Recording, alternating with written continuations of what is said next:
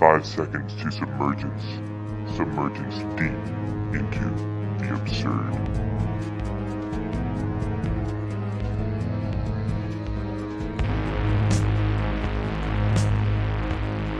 All right, we got Thomas Hatsis. He is the psychedelic historian, and he knows a lot about, say, the history of witches and witchcraft and how that kind of came about into our, I guess, modern mythology and what we know about witches and what we know about how these people were demonized through European history, and they were burned alive a lot of the times.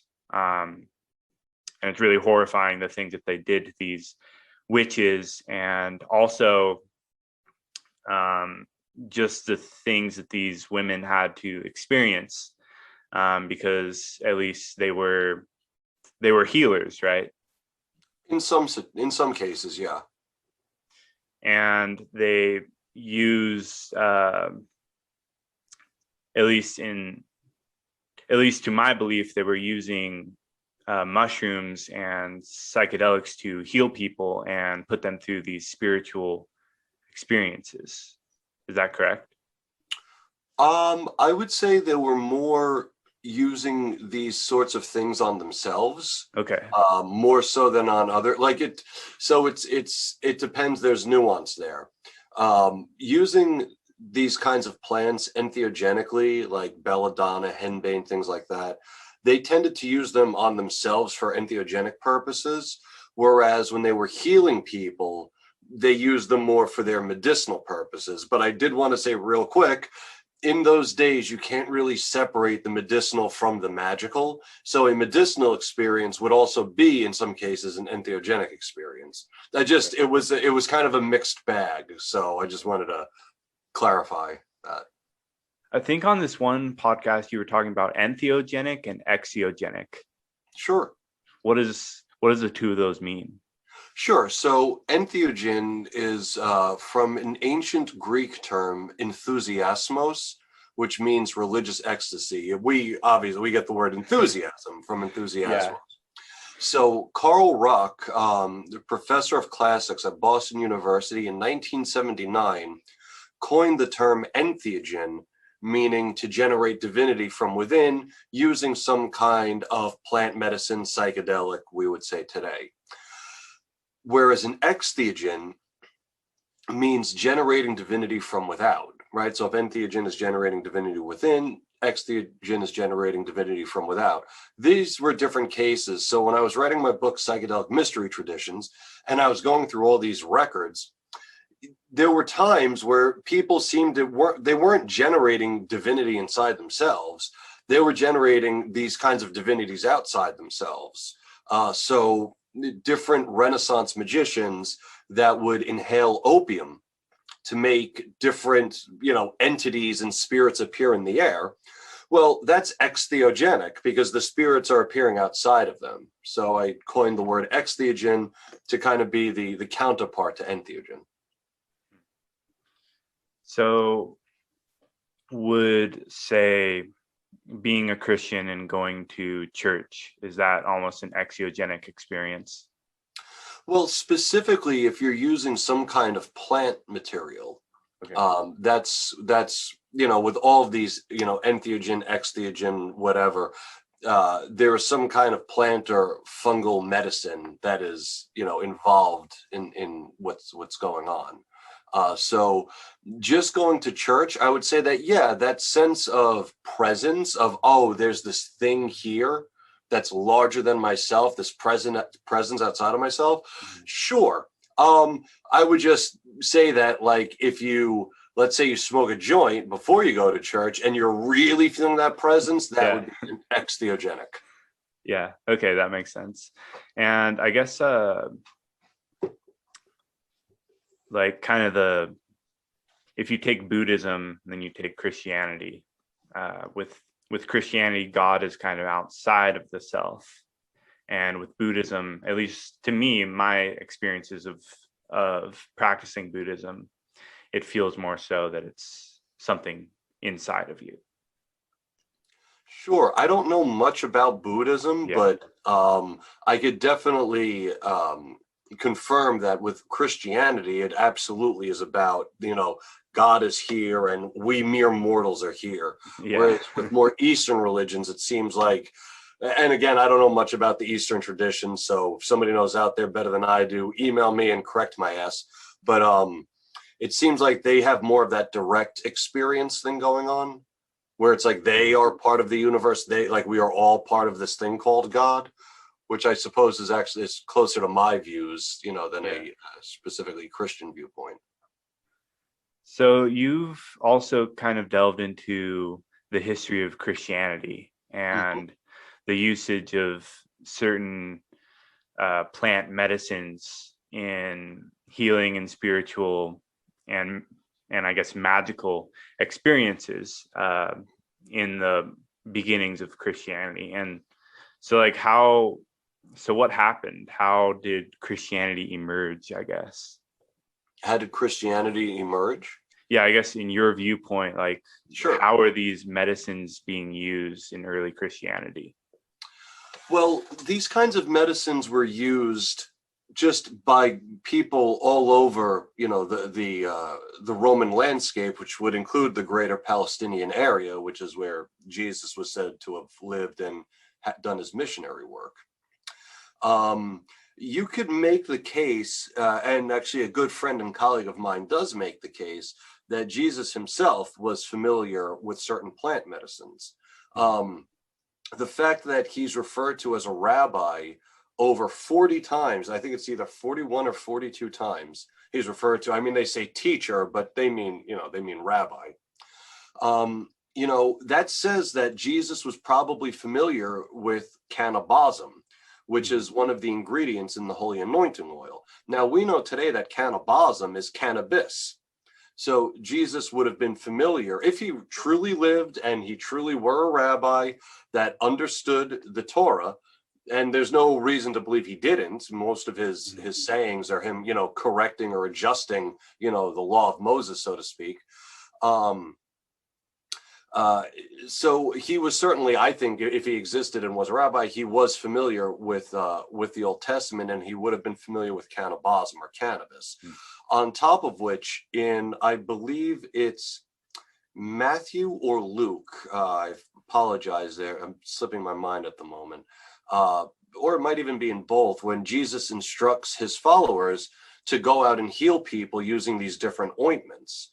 Well, none of his immediate disciples were physicians, so where did they learn how to use this stuff? Well, they had to have learned it from Jesus himself, who maybe had some kind of knowledge, especially, again, if he was a rabbi, he would be at least familiar with the different plants found in the Old Testament.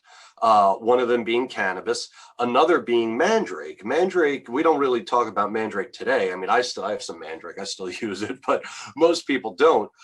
Mandrake is highly psychoactive and can be entheogenic if the right set and setting are in place. And mandrake comes up twice in the Old Testament. It comes up in Genesis with the story of Rachel and Leah, and it comes up in the Song of Songs, or the Song of Solomon, as it's also called. On top of which, one of Jesus's specialties, we know today, was casting out demons. And when you look at literature from the ancient world, the most effective way of casting out demons was by using mandrake. So Josephus, who lived, he was born, I think, about 10 years or so after Jesus was crucified, so roughly around the same period. He writes about mandrake, and he would have probably known about both. I'm not sure if that answers your question about how did Christianity arise, but there seemed to be like two questions in there, like how did it arise? Yeah, I guess no, that answers my question. It was a bad question. No, it wasn't. Because, so, I mean, obviously it arose from Judaism, and it really arose from the oppression of Jews, and Jesus kind of rising up and being, quote unquote, the king of the Jews, and the Messiah. Yeah, the Messiah that Yeah. fights back against the Roman oppression, right? He was the man who led the way, right? Yeah, so Jesus, so it's weird because as I'm sure you know, when we look at our Bible today, we're not looking at the original texts from the Yes. Bible. We Yes. don't know what the original said, but the interesting thing is that until the Gospel of John, which is the latest gospel, Jesus never claims to be like the only begotten Son of God. Yeah. So I don't think that that's something that he believed in his own lifetime. I think that he saw himself as a prophet who was and a Messiah who was going to usher in, the Son of Man and God, and with the kingdom of heaven. The Son of Man, I believe, was supposed to be the warrior that was going to, cut down the pagan oppressors. And then the kingdom of God was going to pretty much, like, the kingdom of God was a very physical place. It was a real place. Like, we tend to think of it in like heavenly terms. But when Jesus spoke of it, he spoke of it, no, this is like a real city is just going to come crashing down on Rome. So, you all best repent because it's coming. Yeah. And what, so I always get this, I've always been confused about this.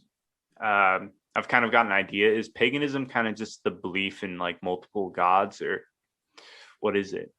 So a better way to think about paganism is to just think of it in terms of polytheism. Okay. You could believe in as many gods as you want, or none, or anything in between that number. People changed gods all the time in polytheistic religions. So one example I actually gave a student of mine a long time ago would be like this. Let's say you and I are neighbors, right? We both live right on the border of Oregon and Idaho, right? Yeah. And we're both tomato farmers, right? Okay. And I've been worshiping Zeus because that's the way my family has always worshipped Zeus, and we've had good tomatoes, right? Now, one year, my tomatoes just aren't doing so good. And I look over in your yard and I say, oh shit, Greg's tomatoes are doing great this year. So I walk over and say, Greg, what's up? How you doing, neighbor? I noticed your tomatoes are doing great. What's going on? And you say, oh, I've been praying to Artemis, and holy shit, she is making my garden, so lush and voluminous and plump and everything. And aren't these tomatoes so, delicious looking? I say, yeah. So then I start worshiping Artemis as well. And suddenly my tomatoes start doing better. And I say, oh, fuck Zeus. Maybe Zeus is good for war, but he's not good for tomatoes. So now if I'm going to go to war, I'll be worshiping Zeus for that. If I'm going to go fishing, I'm going to worship Poseidon. But now if I want my tomatoes to grow, I'm going to be worshiping Artemis. That is how polytheism works. Wow. So there's no jealousy. Like we tend to think of gods the way we think of the Judeo-Christian God as this jealous God, right? Worship no God but me, as is said in, I believe, the first commandment, right? Yeah, I am the Lord your God who brought you out of slavery, worship no God but right. The pagan gods or gods of the polytheistic world, they did not give a shit about that kind of stuff. You could pick up worshiping one and then stop, and nobody cared, except for the state gods. Those always had to be worshipped. Everybody was supposed to worship the state gods, and that's what got the Christians in trouble. They refused to worship the state gods. They were like, no, we just want to worship Jesus. And that's why Pliny, when he wrote to the Emperor Trajan in his famous letter, says they sing hymns to this Jesus man as if he were a god. Because, of course, to Pliny, he wasn't a god. He was an executed criminal. So, yeah, I guess because they didn't really have any freedom back then as far as worshiping who you wanted to worship. Well, no, you did. It was so as long as the state gods were worshipped, you could choose whatever god you wanted for your tomatoes, to go back to my weird analogy, it was just like the idea was that worship of the state gods held the empire together. And that's, what they were hoping for. They wanted, in a way, it's almost a residue of that we see today is like kids that have to say the Pledge of Allegiance in, elementary school and high school. It's kind of like that. Yeah, it's just this way to kind of keep everybody together as best as you can.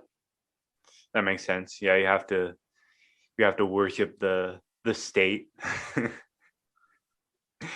Basically. Yeah, and the emperor himself was seen as a god. Mhm. And that's another thing we have to, kind of just outline real quick. In the ancient world, there were gradations of divinities. It wasn't just, there's gods and there's humans. There were also the daimonia, which were just spirits. We today get the word demon from daimonia. Now demons are seen as just, evil entities, but back in the day, they were seen as good or bad. It depended on what the magician or what the person invoking the spirit wanted to do with them that made them good or bad. Then you had people like Hercules, or rather Heracles, who was born of the union of a god and a woman, and a human woman. Same thing with Dionysus. So you have these gradations. It wasn't just gods and mortals. There were different steps in between. Yeah, Dionysus, I might be thinking of someone else. There's this philosopher that was just he kind of lived a life almost like a dog. Oh, I know. Yeah, that wasn't Dionysus. Okay. Those were the cynics. Yeah, the cynics. We got our word cynicism from the cynics. I'm trying to think of I know who you're talking about, and his name is escaping me right now. Yeah, but he did some crazy stuff. Oh yeah, like what? I don't know much about. I can't even remember his name. So well, he would I don't know. I think he would just go out and he'd literally just rub dirt all over his body, and then he'd run out into the street naked and shout. And then people would ask him, "Why are you doing this? Why are you doing this?" And then he'd say, "Oh, well, because I can." Yeah. Yeah, that sounds like my typical Friday night. Yeah, but it was interesting because he was one of the people who kind of questioned the social norms of society, right? Sure. And I remember where he lived. I think in Greece, right? Mm-hmm. Because he was a cynic. Yeah, the cynic philosopher. Yeah. But it's interesting. But with Dionysus, who is he? So Dionysus was the Greek god of wine, and later on the Greek god of ecstasy. He's actually the reason Karl Ruck coined the word entheogen, because when people would drink these wines in the ancient world, he thought they believed that they were taking the god inside themselves, and that their response to the alcohol, like their physiological response, was a result of having ingested the god himself. Wow. Yeah. And so I know Jesus, he turns water into wine. What's your opinion of that as far as it goes into your realm of psychedelic history?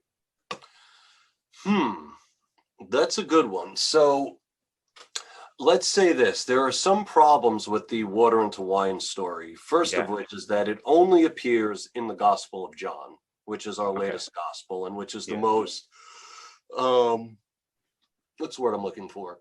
Super normal gospel. Okay. I mean, here, Jesus is just, comes out swinging with the miracles. Whereas in the earlier gospels, there are miracles, of course, but they're not at the caliber of on the Gospel of John.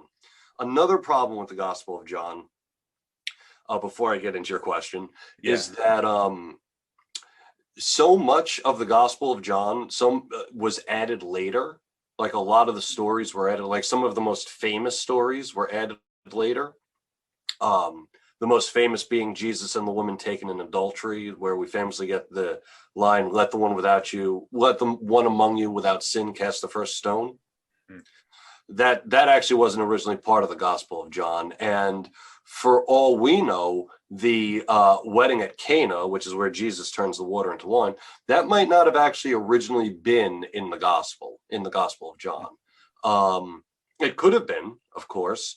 As far as what does it mean for psychedelic history, I think it's probably just a story to demonstrate, that Jesus has this divinity about him. I mean, it would be great if he came to my house and turned some water into wine. That'd be nice. Yeah. Yeah, I don't know. It's been kind of made up into like a big deal. A recent book called The Immortality Key kind of really tried to make this connection between Jesus and Dionysus. But in my opinion, the connection isn't actually there. And the author, who's actually a friend of mine and a colleague of mine, who I have a lot of affection for, I do believe in this instance he is mistaken. But he did say, let his disciples drink his blood or something like that, right? So that only appears in the letters of Paul and in his first letter to the Corinthians. And I don't think Jesus ever said that. There are different reasons for believing that. One of which is that when Paul, and we know this from his own letters, when Paul went to go tell, because Paul met the disciples after Jesus was killed. According to Paul, he said that the disciples didn't buy his rap at all, that there was actually a schism between the two, because Paul was saying, oh, look, here's the Eucharist. And his original disciples who were actually there were like, what the fuck are you talking about? That's not what happened.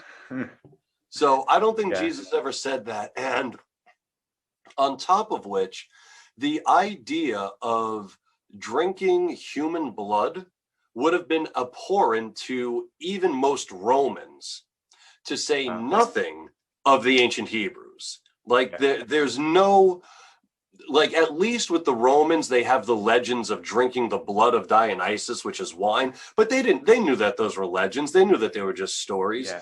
There is no precedent at all for Jesus to say, my blood is like wine. When you drink, this blood, do this in remembrance of me. Yeah. Absolutely no evidence. Like I would be very surprised if Jesus actually said that, considering coming from an apocalyptic messianic Jewish background, who their sole purpose was the overthrowing of the Roman government, the Roman Empire, which is always so weird. Anytime people say that Jesus is based off of like pagan archetypes, it's like, okay, who was the pagan archetype that wanted to overthrow pagan Rome? Like, what are you talking about? Like, people watch too many YouTube documentaries, so ideas. I know where, because like I heard it from probably a YouTube documentary where like the Greeks, they would speak of this person named Jesus who like, I don't know what he did. He made some tea to like heal people and send them to the kingdom of heaven or whatever, so they could see God and what it's like in the afterlife. And I don't know if you know anything about that, but wait, what is this? Yeah, I don't know. There was like this. I was watching this YouTube video. I think it was. Shoot, what are their? I'm trying to think of what the channel is, but it's this channel where they like draw a bunch of illustrations on a whiteboard, and then there's this guy After School. Yeah, After School, that's what it was. And they were talking about how some of the Greeks, they would speak of this guy named Jesus he was a healer, and he made this like tea or something, and he would give it to people so they could see the gods and they could see what it's like to die and then come back to life. Okay, so that I know what you're talking about. That was made. I mentioned my friend and colleague Brian, his book, The Immortality Key, a moment ago. Yeah. That After School is based off of his book, and I think that I actually started writing. Like, there's a whole lot of things wrong with that. Yeah. Yeah. There's if we had it, we could watch it. I could go through the whole thing and tell you everything that's wrong with it. Yeah. Yeah, no, but either way, it was an interesting video, and it's probably not based in a whole lot of, because I mean, a lot of, when you go into that realm, there's a lot of assumptions that you have to make, at least if you're trying to put together the pieces. Yeah, I'm just pulling up the Word document right here. Hold on. .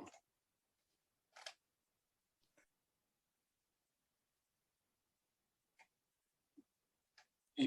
So yeah, there were so many like I was just pulling up. As I was watching that after school, I started writing down everything they were getting wrong. Um, so, It's a but great YouTube channel, though. I will um, say that. I, But so I've only watched two of their videos. I watched that yeah, one, and I watched one, and I actually made a video of another video that they made yeah, about the connection between Santa Claus and the Amanita Muscaria. If any of your listeners are interested, if you go to yeah, YouTube, the Psychedelic Historian YouTube page, uh, the name of my video is The Great Amanita Hypothesis. yeah. And I completely eviscerate. Yeah, what I have actually a problem with things like that after school channel. And there's another one called Today I Yeah. Found Out, because the research is really shallow and in some Uh-huh. cases just awful. And Yeah. I find that they've spread really bad ideas. Just my 2 cents. Yeah. Well, it's not their yeah, I mean their like history stuff is very questionable, but they do put like Garbage. some good motivation stuff on there, which is Oh, nice. okay. Um, Yeah. I mean, most psychedelic history that you'll find on the internet is crap. yeah, Um, you know, it's not good. These people they're not experts in these fields, so they really don't know what they're talking about. I yeah, would suggest avoiding those kinds of videos personally. yeah, yeah. Yeah. Well, that's like the biggest problem with the modern era is all the misinformation that's out there. Oh, yeah. I guess like not only just like fake news, but I mean fake history is almost even worse than fake news, just in the sense that like we shouldn't, if we're misinformed about what happened in the past, then that could make you question all the other things that are out there about the past. Sure. Well, I mean, we should question things about the past. Yeah. We should be doing that. Hmm. I think that it's on equal footing how horrible it is the way they distort present reality Yeah. and how much they distort the past. Because journalism is by and large a bullshit profession. Like I don't know why anybody takes that profession seriously. I mean, it's a Yeah. bunch of people that are barely literate, shitting out shallow articles just so they could please their bosses who are just trying to make their corporate Yeah. overlords happy. Like that's what news media is. And Mhm. like we're supposed to take that seriously. And Yeah. sadly, people do. It's awful.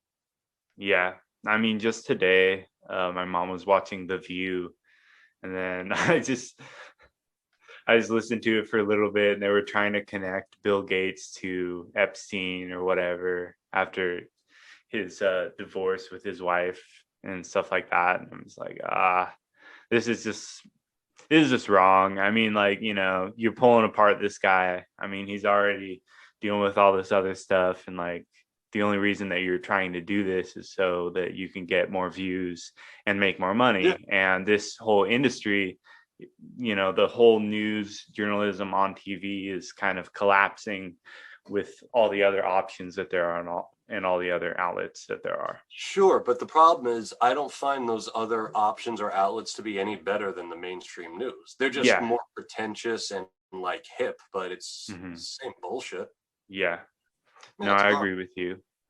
Um, and that's kind of one of the biggest problems with today's society is that people are easily controlled these days, right? And they're attracted to all uh, these stimuli, right? That's Maybe it depends on where you presented are. them. Yeah, I mean, I would say that in places like Oregon, yeah, people are pretty tractable and kind of gullible and easy to lead around by the nose. yeah, But I wouldn't say the same thing about Texas. yeah.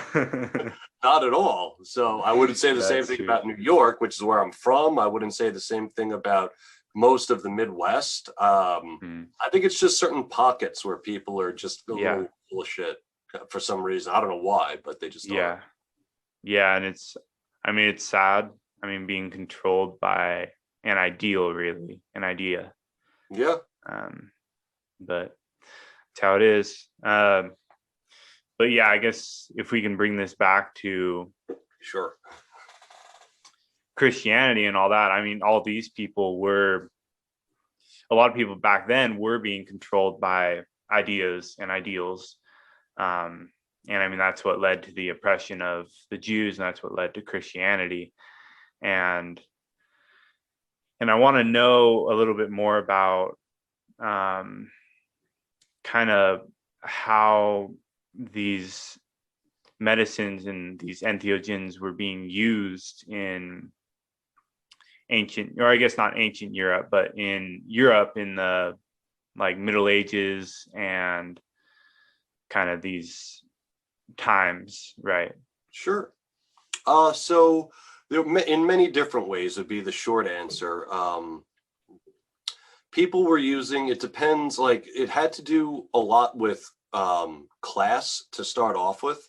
So people that were educated elites were using these plants for, in some ways, different reasons than lower class people. Okay. In that, so an educated person might use mushrooms or cannabis or opium or henbane for what were called the learned arts, things like astrology, alchemy, things like that.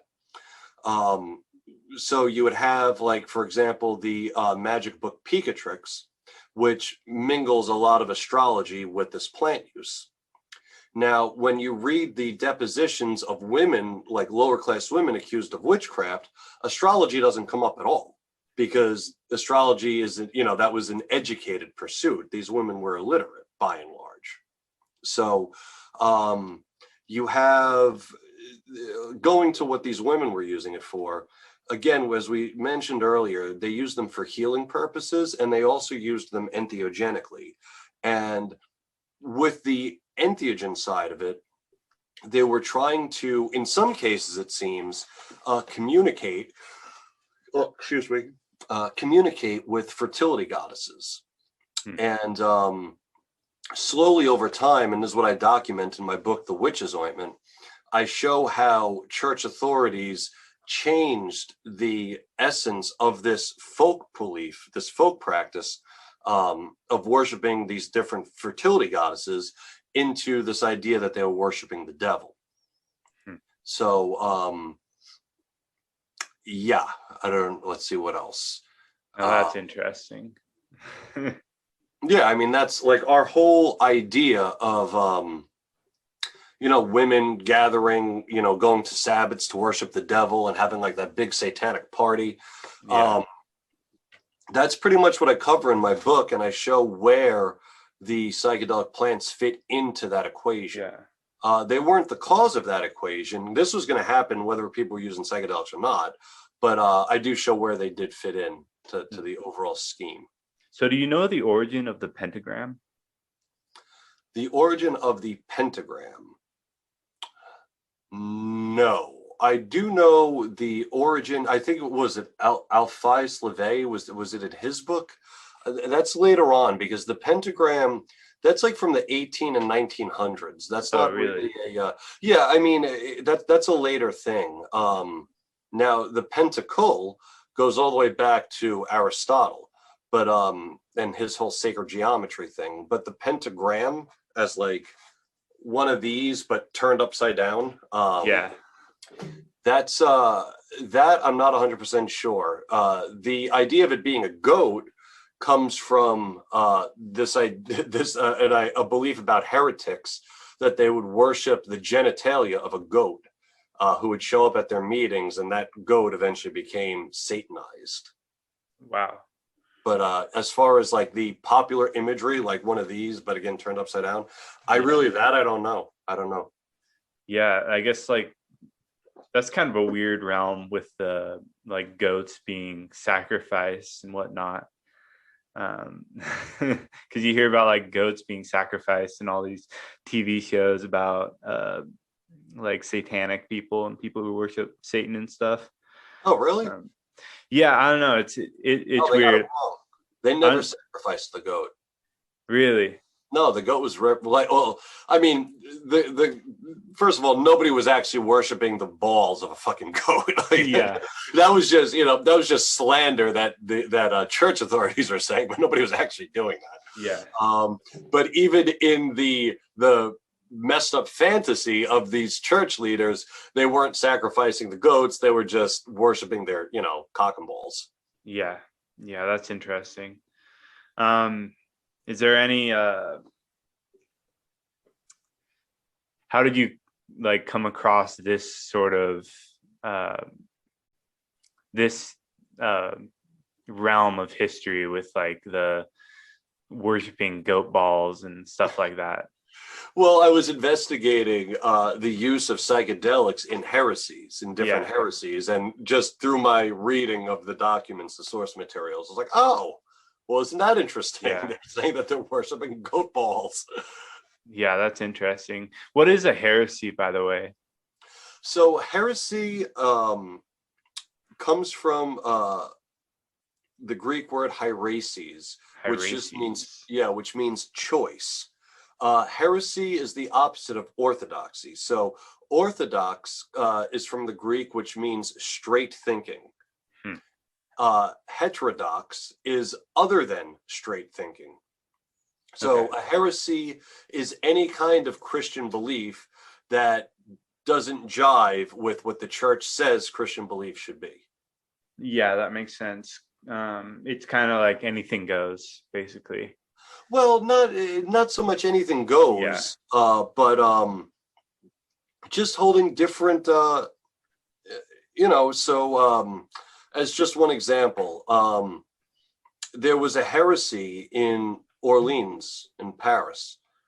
In Orleans. No, sorry, losing my mind here.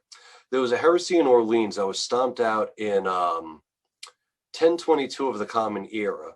And we're not 100% sure of all of their beliefs, but one of their beliefs was that Jesus wasn't actually buried. That's it. Now, according to Orthodox scripture, Jesus was buried, in the tomb and rose 3 days later. So just saying something as simple as, oh, no, he wasn't buried, that's a heresy. That is an executable offense. Like, you can get yourself killed for something like that back in those days. And some people did get themselves killed for saying that. Yeah. So that would be a heresy. It doesn't have to be anything major. It has to be something as simple as, oh, Jesus wasn't buried. Like, what? What the fuck? Of course he was. Kill that motherfucker, Yeah. Do you know what the Romans did with the people that they executed, their bodies? Crucified people? Yeah. Yeah. So they usually did two things, which is also how we know that the story in the New Testament isn't true. The fact that Jesus's body was handed back over to his followers to be buried is just, there's no way that happened. Yeah, I mean, I doubt it. No. So when you were crucified, crucifixion, the point of crucifixion wasn't just to kill you. Yeah. It was to humiliate you even after you were dead. So people that were crucified weren't typically taken down off the cross. They wanted buzzards and all the animals to feed on your corpse so that any of your old followers or friends or neighbors or family members, if they walk by, the execution hill and they see you and like one leg is hanging off here, your head is barely hanging on, one of your arms is missing, you smell like shit because your body is decomposing. That was the point of crucifixion. Yeah. So you weren't, and either that, or if you were taken down, you were fed to wild dogs. Wow. It's interesting because crucifixion was reserved for the lowest of the low in society. Yeah. Like, that's who was crucified. Jesus was crucified because he was an insurgent. And the two people that he was crucified between, they're called thieves in the Bible, right? We in the Bible they're referred to as thieves. I don't know if you're familiar with that. I'm not. Okay, so in the Bible they're called thieves, but in the Greek they're called, the word thief in Greek would be kleptai. We actually get the word kleptomania from kleptai, and they aren't called that. They're called I forget what the word is, but what I'm so unprepared for you. I'm so sorry, but no worries. It's the ancient Greek word that means insurgent. Is it lestai? No, it's not. Sorry, I don't remember the word, but It was insurgent. He was an insurgent, and the other two guys were insurgents as well. So they were, it was reserved for crucifixion was reserved for people essentially trying, terrorism. That's who was crucified. That's got to be a terrible way to die. It's awful. It's absolutely. I mean, you suffocate on your own body while you're still alive. I mean, that's what happens. Yeah. Yeah. You like, because like they actually like their hands actually get nailed to the cross, right? So the only report we have of that is with Jesus. I don't think he was nailed to the cross. I think that was something that the later gospel writers or some of their editors wrote in just to make it seem like he got the harsher sentence, but there's no evidence that Romans, I mean, it would be pointless. It would go right through your hand. I mean, yeah, now you just slip right the fuck out. Yeah. So do they just get like you were tied to it? Yeah, you'd be tied to it. And then they just stand there until they starve to death. Starve to death, or usually what happens before that is you can't keep your weight, like you're kind of like this, and you're holding yourself up with your legs, and eventually they give out and you just can't hold yourself up any longer, and your lungs collapse and you suffocate on your own body. Wow. Awful. Yeah, it's awful. Yeah. Oh my God. Yeah. It's kind of crazy that the crucifix is the symbol for Christianity. Right. Dude, I've always said that. I'm like, so if they had electricity back then, would you Christians be walking around with an electric chair around your fucking Yeah. Yeah, I've always thought that was so weird too, that it's like, wait a minute, this is but I guess the idea is the whole thing is like even this cross couldn't kill him, but it doesn't. I'm with you. It's pretty morbid, actually. Yeah. Well, I think it's also like, like to remember what he suffered through. Sure. For, I guess, he suffered through this for our sins, right? But, I mean, that makes sense. But it was just like a horrible, like torture death device. Yeah. Yeah. It was pretty gruesome. Yeah. And then the aftermath was even worse. Like not just dying, but think of what that corpse looked like a month after the dude actually died. Like what kind of condition that was in. Yeah, it's awful. Yeah, just like, I mean, I could imagine walking by that hill. There's just like hundreds of corpses and crosses. Yeah. And they did one of the Jewish uprisings. They crucified like 100 or so at a time. It was said, like, Jesus. Like, just think of the smell. Yeah, the smell and like just the things. I mean, I could only imagine how crazy because they didn't have like words for PTSD, anything like that back then. But I could only imagine what all the soldiers and the people who put the victims onto the crosses, how they like felt throughout their lives, and like just seeing those memories come back time and time again. Yeah, life was a lot harsher back then. It might not have, like, we have PTSD these days because everything is so fucking comfortable. Yeah, that makes sense. Things were not comfortable back then. And I mean, you were dealing with death and dead bodies all the time. Mm-hmm. I mean, your neighbors were constantly getting ill or dying. Your family members were. Your brothers were going off to war, coming back with missing arms and limbs, and sometimes not coming back at all. Very different time and place than we have today. So it might not have been as traumatizing. Maybe it was. I don't know. I wasn't around back then, but it'd be, it's that weird question. Anytime somebody asks, like, oh, if you could pick anybody in history to talk to, who would you do? Anybody. Anybody. To talk to anybody from any point in history would be the most interesting conversation you would ever have in your life. So to your point, Greg, to go back to the first century of the Common Era and speak to somebody who has witnessed a crucifixion, just, not some, famous philosopher or poet or emperor, just, Joe Sixpack on the fucking street and say, what did you think of that? It would be the most interesting conversation you would ever have. Yeah, I'd be like, well, I don't think much of it, man. Yeah, That's what maybe they do all the time. Yeah, right. It's like this, like for you, it would be the day that, holy shit, I saw a man be crucified to a cross, suffer and die for 10 hours straight. And for that dude, he's like, oh yeah, it's just Wednesday. You know? Yeah. Yeah, they just lived in hell back Yeah, then. that was just one day out of a 7-day week. Yeah. That's it. Well, maybe some of the things of today would be horrifying to them, but we just don't know. Like Kardashians. Yeah. No, I'm kidding. Yeah, the Kardashians. So I think it was yesterday I watched like the first little bit of your newest video about like ergot and the witches. Yeah, sure. I got kind of cut off, so I couldn't finish it, but I kind of want to know a little bit about that as far as, why. I forget what the Salem witch trials. I kind of want to know a little bit about that. Sure.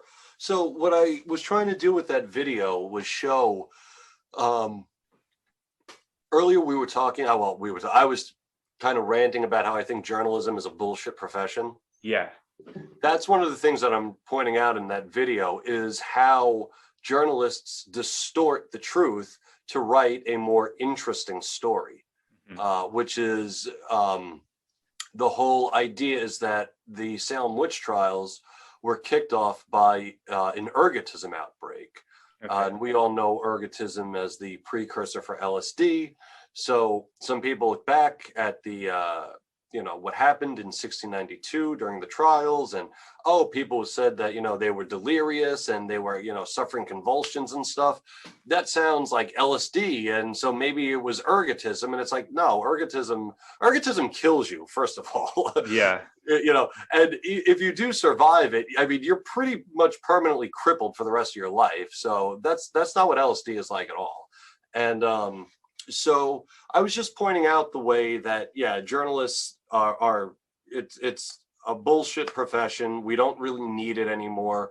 I think that journalism actually is ruining society. And I don't get into that in the video, but I explain how it is that journalists do this. And if they're getting even these basic facts wrong about the Salem witch trials, what are important facts today that they're also getting wrong? I think that's my overarching theme of my life is to say, look, they're getting all of this stuff that is so basic wrong. So what are the major things they're getting wrong? Yeah, when like what really happened is that, it was like misinformation basically. Right. Yeah. And what happened was there was people who were basically, because like, what are the journalists doing? They're spreading misinformation. Mm-hmm. And what happened at the Salem witch trials? Some people were spreading misinformation, which led to them being burned. Right? That's a good point. Well, they were hanged, but yes. Or hanged, sorry. Oh, and that was some misinformation that was spread on me, right? What, the burn part? Yeah, that these people were being burned. Right? That's a minor detail that like only nerds know, so don't worry about it. Yeah, so you're right. Misinformation in the form of journalism can ruin society in the sense that it can lead to these horrific events where people are being hanged for no reason at all. It is happening today with people who are innocent that are getting the death penalty, right? Sure. That's pretty rare though. Yeah. It does happen, and it's a fucking travesty when it does happen. And geez, I can't imagine what that sitting on death row and have like totally innocent. That's just my heart goes out to anybody that's ever suffered through that. That's just awful. But it doesn't. The good news is that happens the least amount of time. Yeah, or at least we would hope. Yeah, well, it's not. Getting somebody the death penalty, it's very difficult to win a death penalty case as a prosecutor because you have to show intent. You have to show premeditation, and that's really hard to show that this person was thinking about doing this before they did it, because how do you get inside someone's head, so it's pretty difficult. Hmm. And then on the other side of it, there were all those people that did commit some atrocious crime, like, rapists that walk all the time. And it's like, well, they should be sitting in prison, not on death row, but they should be sitting in prison. And a lot of them aren't. Yeah. Yeah. I mean, often I've questioned whether getting the death penalty or spending your life in prison is worse. I'm not sure. For me, it would be spending Yeah. God forbid I'm ever in this situation, I would rather just take the death penalty and be done with it. I couldn't do life in prison. Yeah, that'd be horrible. horrible. That to me would be far more, like, if you wanted to torture me, do that. If you wanted to do me a favor, just give me the death penalty. So do you know any, as far as misinformation about witches and stuff like that, do you know anything else about that? Oh, there's tons of misinformation about witches. What is a witch anyways? Well, so that's one of those things. It depends on who you ask. Yeah. If you were to ask a theologian living in Germany in the 1400s, that theologian would probably say a witch is a woman, usually a woman, sometimes a man, but normally a woman who worships the devil, raises storms to destroy crops, spreads illness and diseases and things, across the population, and is generally, speaking, a very unpleasant person to want to be around. Yeah. Today, that's not really what people don't think of witches that way. So it's like, again, it depends, what is a witch? I don't know. There's too many different answers to that, depending on who's asking, the perspective of the person asking and answering the question. Because it's an idea, a witch is a concept. So different people have different conceptualizations of what this thing is.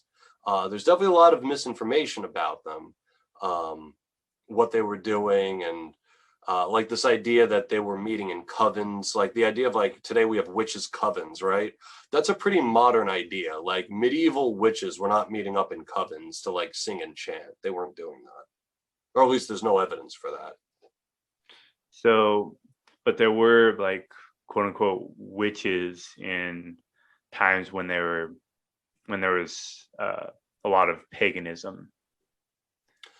Well, pagans were pretty harsh towards witches as well. We tend to have, so here's a little bit of misinformation for the modern day.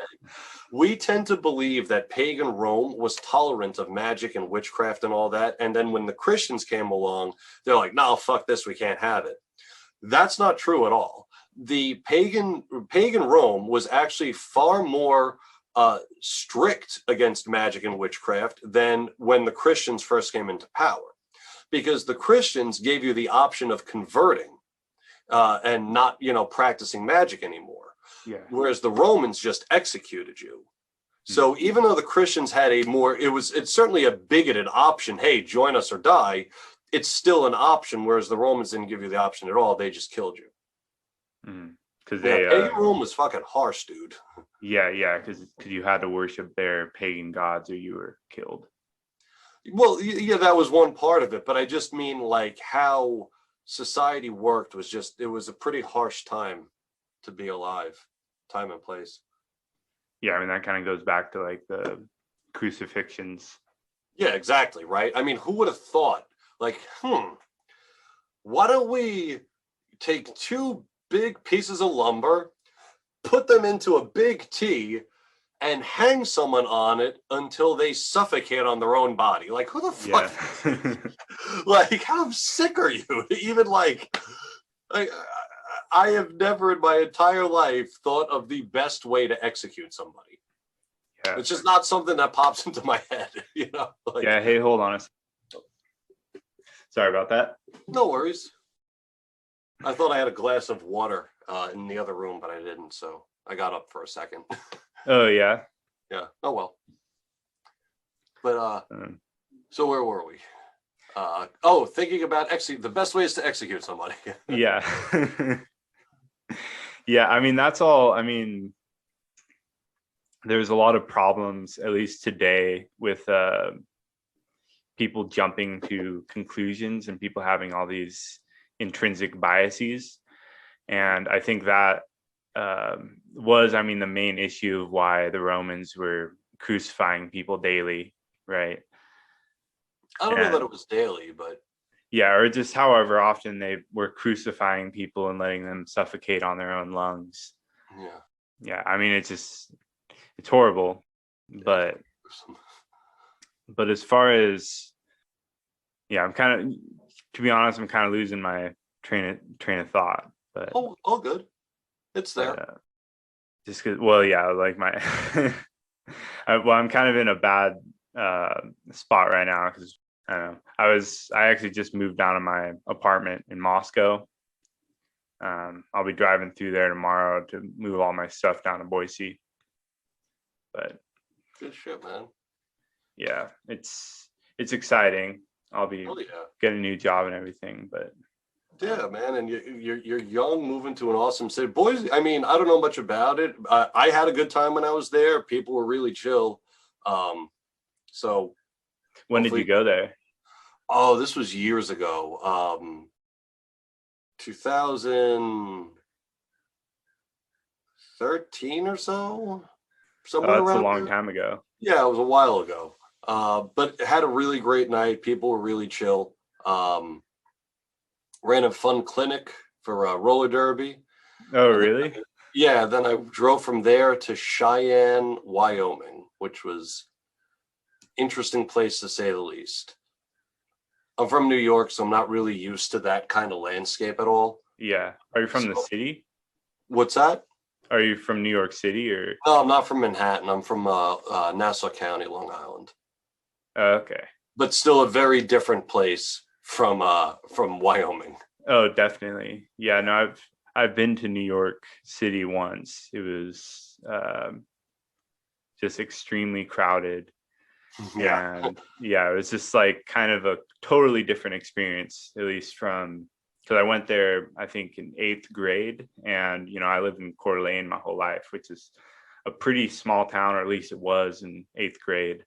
And going from here to there was a really weird experience. Kind of just like something I've never seen before in my entire life. Yeah, I had the opposite going to Wyoming. Yeah. And Idaho for that matter, although that desert area that's on the border between our two states is gorgeous. Yeah, no, I know what you're talking about. Yeah. What the hell's up with that? It's like I didn't even know that a landscape like that existed, like anywhere. That was just, it's beautiful. Is that the Badlands? I don't know what it's called. It's the western end of Idaho and the eastern end of Oregon are just, where the two kind of crash into each other. Yeah. It's just really sweet. Idaho. That was Napoleon Dynamite was filmed in Idaho, right? Yeah. In Preston, Idaho, right? Yeah, Preston, Idaho. I've never been there before. Are you anywhere near there or no? No, that's actually a pretty close to Boise. I think it's like 3 hours southeast of Boise. Really? Yeah, it's right on the border of Idaho and Utah. Oh, I'm gonna have to check that out the next time I'm driving through. I'm obsessed with small towns because I don't come from one. Yeah. So I'm absolutely obsessed with them. I love going, like anytime I'm on tour, I stop in a small town and just go have a beer at a bar and just to be like I don't know. It's weird. It's interesting. Like I love small towns. Like I don't ever want to live in one, but I'm fascinated by them. It's weird. So when you say on tour, do you go on tour like with your book? Yeah. Okay. When I go on book tour. So how does that work? Do you just go to different bookstores and like read it, or? It depends. I don't do like reading tours. Like I'll talk about the book and I'll do Q&A, and like normally what I'll do is I'll pick a topic from the book and I'll make like a speech out of that, and then, but yeah, I do it in bookstores or in libraries. I've done it in bars, small clubs, OTO lodges, really anywhere, any place that'll have me, I'll go. Yeah, that's cool. because I like to write a lot. Oh yeah. Yeah, it's one of my like main hobbies, at least, like writing philosophy and writing fiction and things like that. Nice. So I've always wanted to get into doing that, like, and possibly going on tours like that. I just wasn't sure how it worked, but you pretty much, it's a lot of planning. yeah, It's a lot of calling up different places in different states that have never heard of you and saying, hey, could I come and give a talk? yeah, And then they say yes, but the day that works out for you doesn't work out for them. So then you have to switch to other dates that you already had set up so that you could move this date. It's a pain. It's like this weird puzzle that you put together, but it's a lot of fun. It's a lot of driving. But I like being on the open road. So yeah. But you're doing a lot. I mean, the thing that you're doing is that you're kind of unveiling a lot of the misinformation that there is about these substances, and you're telling people how they've been used throughout history and what's been happening, and also clearing up a lot of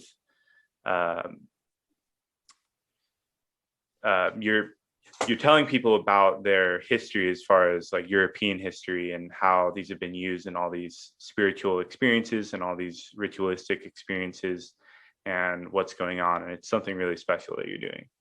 Oh, thank you. I mean, I got a lot of heat for doing it, but every now and then someone will show some appreciation. So I'm always grateful for that. Yeah. People like their bullshit. I mean, that's they do. one of the things. I mean, we love our bullshit. Or I don't know if you know the comedian Jim Gaffigan. I don't. Oh, no, he just has this whole thing where, like, it's all McDonald's. Even people that don't eat McDonald's, they have their version of what their McDonald's is. And he just means like whatever your bullshit, the thing, that sugary, greasy bullshit that you love, it doesn't have to be a hamburger, but it's still McDonald's. Yeah, no, I agree. And I mean, especially with the pharmaceutical industry right now. I mean, that's like a huge like bullshit thing that people are consuming daily. As far as like all it's crazy that on just main television that it's legal to advertise pharmaceutical drugs to people. Yeah, why is that weird? Well, I just find it because like all these, like, they aren't good for you, right? Well, so some of them are, and some of them, I mean, somebody, suffering, going through like radiation therapy or something like that, like, and taking some kind of pharmaceutical that stops them from getting nauseous. I think that's pretty good. I would agree with you with like a lot of the mental health stuff where that's where I kind of stand the line, right? Sure. Yeah, and not to say that, look, I'm certainly not defending the pharmaceutical industry, so let me just be clear about that. I try not to think of these things in absolutes because there is a lot of nuance with so much of it. But look, aspirin is a pharmaceutical, and holy shit, when I had a little too much to drink the night before, I love that aspirin exists. And I'm saying, yes, pharmaceutical overlords, thank you for the aspirin. Yeah, no, I agree with you. It depends, but these things can absolutely be taken to the extreme. And especially with a lot of this stuff where mushrooms, which are not dangerous for you at all, can be used medicinally instead of pharmaceuticals that are actually dangerous for you. So we're definitely d'accordo there. Yeah, and I think it's good that that Oregon is kind of one of the few states that have like legalized mushrooms for therapeutic practices where therapists. That's I know where you're going. Can I just clear something up real quick? Yeah, clear it up, please. It's not the state of Oregon, it's the city of Portland. My partner and I we worked on both the legalization campaign and the decriminalization campaign. Wow. So just the quick difference. In the city of Portland, you can, it's still 2 years away, and right now they're building the infrastructure of it. That's what these next 2 years are going to be. What it is, yeah, you're going to be able to get legal psilocybin therapy in the city of Portland. However, in the entire state, we have decriminalized all substances. So I think it's now, if you get caught with like, you know, LSD or mushrooms, it's like a Class C misdemeanor, which is, I think it's like a $50 fine, which I want to say is still bullshit. Yeah. It should not be a Class C anything. There should be no fine whatsoever. Yeah. I have this thing where I believe that people have the Gaia given or evolution given or God given or Yahweh given or however you want to say it. We have a natural right to control our own cognition and our own souls. Yeah. And our bodies. Yeah, and our body, exactly, and our bodies. It's the same reason that I side with women that are pro-choice and want the right to choose. Exactly, it's your body. So, I don't care what any law says. Yeah. About this stuff, and I don't want to get you in trouble with your job, so maybe I'll stop there. But oh, no worries. That's not something I get in trouble over. It's like I'm in the camp where you should be able to do whatever you want with your body. Yeah. Just don't hurt anybody else. Yeah. Just don't hurt anyone else. I mean, that's kind of how it is with like any laws for me. I mean, if you're not harming anyone else, then I don't care what you do. Well, that's the whole rhetorical thing that I was talking to when I was in New York a few years ago. I was at a buddy of mine's house, and some dude who I knew growing up, but he was like an ancillary person, you know, to my group of friends. He ended up becoming a cop. Yeah. And we were at my buddy's house, and he was kind of saying something along the lines of, yeah, you know, like it's still a crime, blah, blah, blah, to smoke cannabis. And I'm like, so if I were to start smoking a bowl right now, you would arrest me? He's like, well, no, because I'm not on duty. But if I were, yeah. I'm like, well, why? What crime am I committing? He said, you're smoking cannabis. I said, no. What's the crime? Who's getting hurt by this? Yeah. And he said, you're smoking cannabis. That's a crime. I'm like, so it's just, you're begging the question. You're just saying that like this thing in and of itself is this dangerous thing that has never killed anyone. Nobody died. Yeah. Like, what are you talking about? Yeah. But it was just like, it was just circular logic. Or circular illogic, I should say. It's like, what makes this illegal? It's a crime. Well, why is it a crime? Because it's illegal. What the fuck are you talking about? You know, like, who is getting hurt here? Nobody. Yeah. Yeah, I mean, most things are just a crime because they're a crime.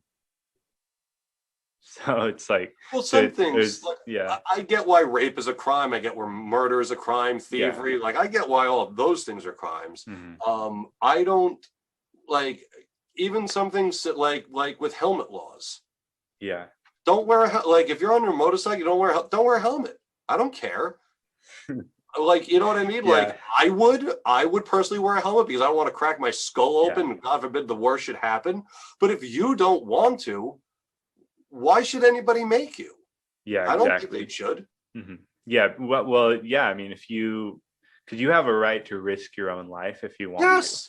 Right. Exactly. If you want to do something, you want to win a Darwin Award, go for it. Yeah. But you know, like, no, but it's ridiculous though. It's like, you shouldn't things should be crime if it is you know, a harm against another person. Yeah. Or animal. Or the earth for that matter. Those things should be crimes. Anything you want to do to yourself, I don't care. Yeah. Like, because when you go into the realm of like texting and driving, well, then you're risking someone else's life, right? Exactly.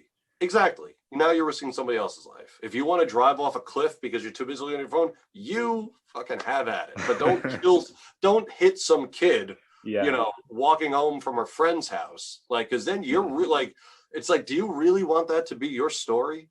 Yeah. Like, is that how you want to be remembered? Some person that was texting and you killed somebody because of it? Yeah. That would suck. Yeah. Well, I think that's a good place to leave it off. Oh, okay. Sure. I appreciate having you on, and that was interesting, and I want you to keep doing what you're doing.